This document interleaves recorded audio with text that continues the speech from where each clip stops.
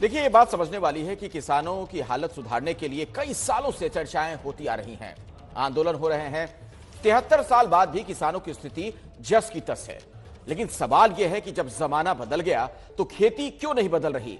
ज्यादातर किसान पुराने तरीके से ही खेती कर रहे हैं।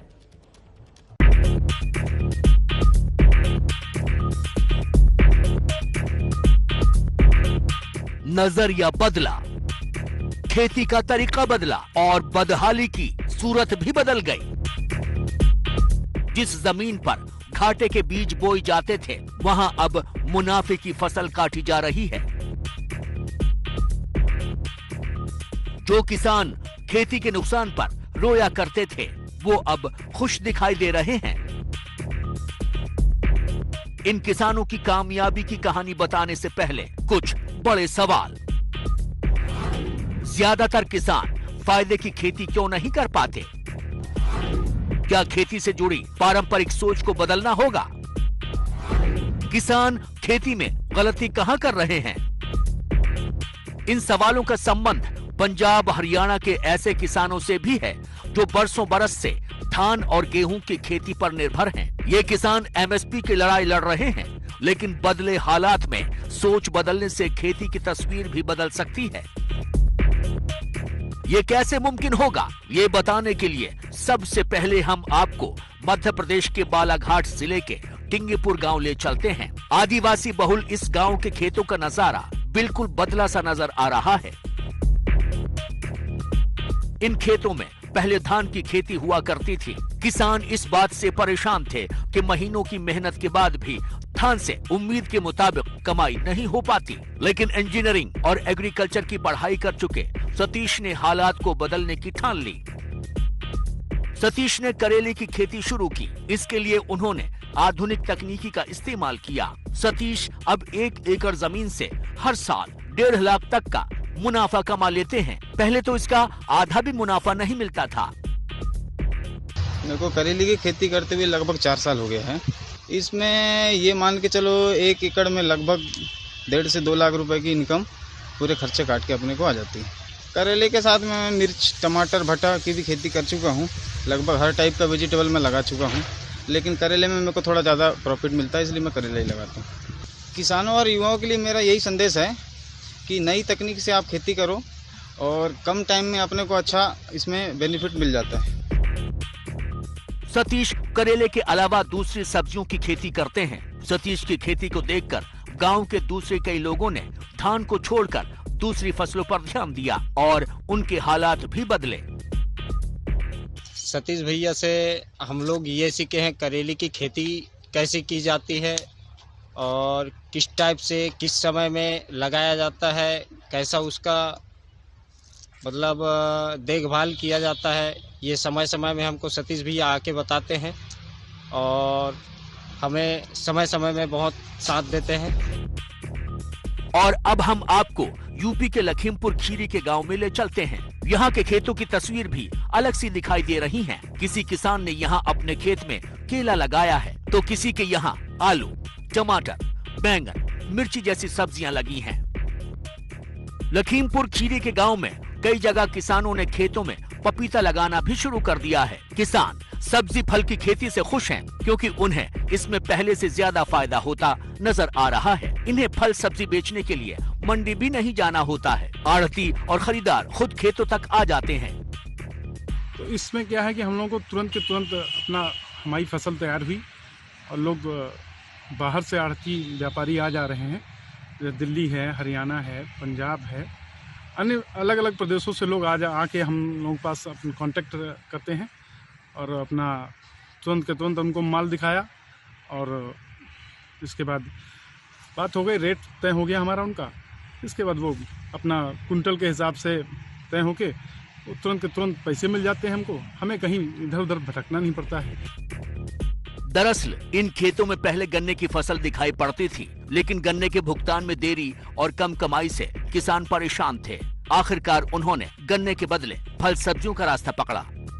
पेमेंट नहीं इनमें होते, बेल पर बेची तो वो पैसा 15 दिन के बाद देते हैं और धान है उनका कोई तलाशी नहीं है और बाकी रह गया तो सब्जी खेती करे रहा तो भैया सब्जी में यहाँ का ना नगद पैसा मिल जाता है। अब आपके जहन में ये सवाल कौंध रहा होगा कि हर किसान अगर सब्जी फल ही लगाना शुरू कर दे तो धान गेहूं कौन लगाएगा। सब्जी फल की खेती बढ़ने से किसानों को ज्यादा कीमत भी नहीं मिलेगी। जानकारों के मुताबिक पारंपरिक गेहूं धान की खेती को खारिज नहीं किया जा सकता, लेकिन भारत में नकदी फसल की भारी गुंजाइश है। फल के लगा सकते हैं, सब्जी के लगा सकते हैं। जो थोड़े बड़े किसान हैं वो उनके लिए जो इन्वेस्ट कर सकते हैं कुछ पैसा, उनके लिए आजकल हॉर्टिकल्चर में बहुत सारे ऐसे हैं। तो धीरे धीरे उनको ये धान और गेहूं के साइकिल से निकल के ऐसे दलहन तेलहन फल फूल सब्जी इधर जाना चाहिए। मुझे पर्सनल जानकारी है कि कई लोग इस तरह से कर रहे हैं। हमारे एक कलीग भी हैं जो इस तरह से रिटायरमेंट के बाद कर रहे हैं और उनको मुनाफा हो रहा है, उनको फायदा हो रहा है। लेकिन भारत में नकदी फसल की भारी गुंजाइश है। भारत में गेहूं धान की पैदाइश ज्यादा है। देश की जरूरत पूरी होने के बाद बड़े पैमाने पर चावल गेहूं निर्यात किए जाते हैं। आंकड़े बताते हैं कि 2019-20 में 11.79 करोड़ टन चावल का उत्पादन हुआ। 94.94 लाख टन चावल का निर्यात किया गया। 2019-20 में 10.71 करोड़ टन गेहूं का उत्पादन हुआ। 2.17 लाख टन गेहूं का निर्यात किया गया। जाहिर है भारत में धान गेहूं का खपत से ज्यादा उत्पादन है। ऐसा क्यों हो रहा है, ये जानने के लिए अब आते हैं पंजाब और हरियाणा के किसानों पर। यहाँ के ज्यादातर किसानों की खेती धान और गेहूं से शुरू होकर इसी पर खत्म होती है। ये सच है कि पंजाब और हरियाणा देश की जरूरत पूरी करते हैं, लेकिन इस तस्वीर का दूसरा पहलू भी है। धान गेहूं की लगातार खेती से पंजाब और हरियाणा में खेतों का जल स्तर नीचे गिरता जा रहा है। रासायनिक खाद और कीटनाशकों के ज्यादा इस्तेमाल से खेत खराब हो रहे हैं। धान गेहूं की खेती से किसानों की आमदनी में बढ़ोतरी नहीं हो रही है। सरकारी एमएसपी पर किसानों की निर्भरता बढ़ती जा रही है।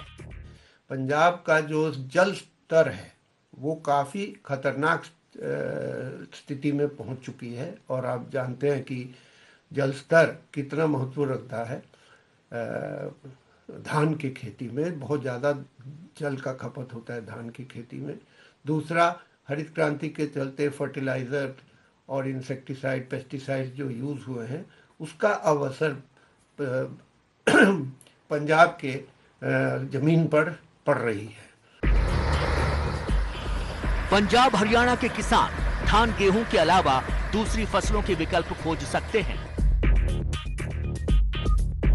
हालांकि किसी किसान के लिए ये आसान नहीं होता, लेकिन ये रास्ता लंबे वक्त के लिए फायदेमंद साबित हो सकता है।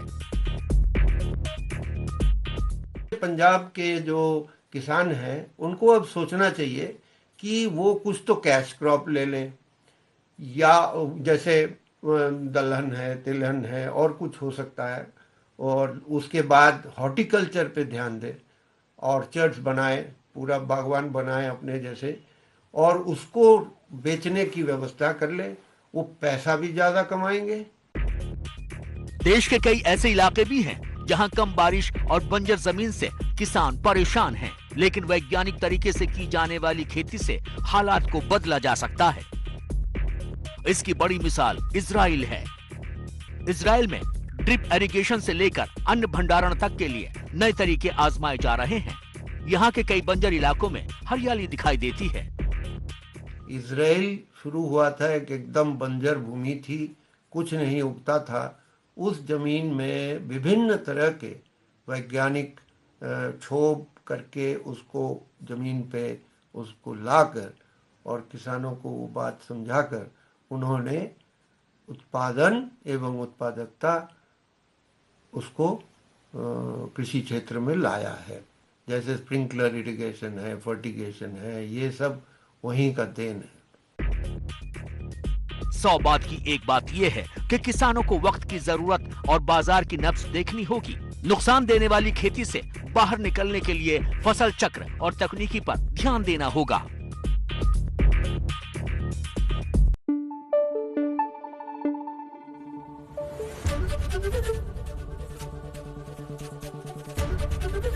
एबीपी न्यूज आपको रखे आगे।